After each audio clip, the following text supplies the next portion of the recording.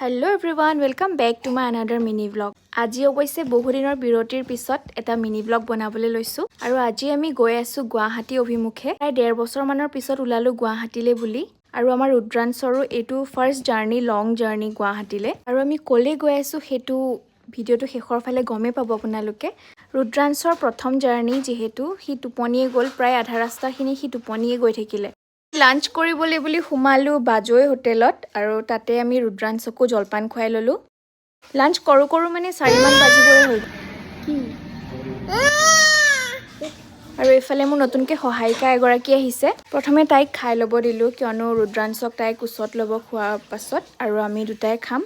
খাই বৈ উঠি অকমান দাদাৰ লগত ফটো উঠিলো আৰু এইকন জেগা চিনি পাইছেনে কোনকন জেগা সোনাপুৰৰ। এতিয়া সোনাপুৰ বুলি ক'লে বুকুখন কিবা বিষাই যায় আৰু আপোনালোকে দেখিব পাৰিছে কিমান ভিৰ। দাদাক অলপো অকলশৰীয়াকে মানুহবোৰে এৰি নিদিয়ে আৰু আহি থাকোতেই ডেটাৰ পৰা এটা ভিডিঅ' পালো। ভিডিঅ'টোত কি কৈছে শুনকচোন বাৰু এই দক্ষিণা ভাগ দিয়াৰ উদ্দেশ্য এইটোৱেই, আজি বাবাটো বোৱাৰী নাতি কৃষ্ণ আৰু কাম কৰা ছোৱালীজনী গুৱাহাটীলৈ যাব মাহীয়েকৰ ঘৰলৈ আৰু কেইদিনমান থাকিব। এই উদ্দেশ্যে যাতে কোনো ধৰণৰ যাত্ৰা পথত অসুবিধা নহয় আৰু থকা দিনখিনিতো কোনো অসুখ নহয়, তাৰ কাৰণে এই দক্ষিণাভাগ আজি আগবঢ়াই ৰাখিছোঁ।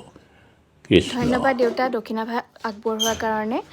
আৰু আমি অৱশেষত গুৱাহাটী আহি পালোহি আৰু মাহীয়েকক লগ পাই ৰুদ্ৰাংশৰ ফূৰ্তি দেখিছেনে।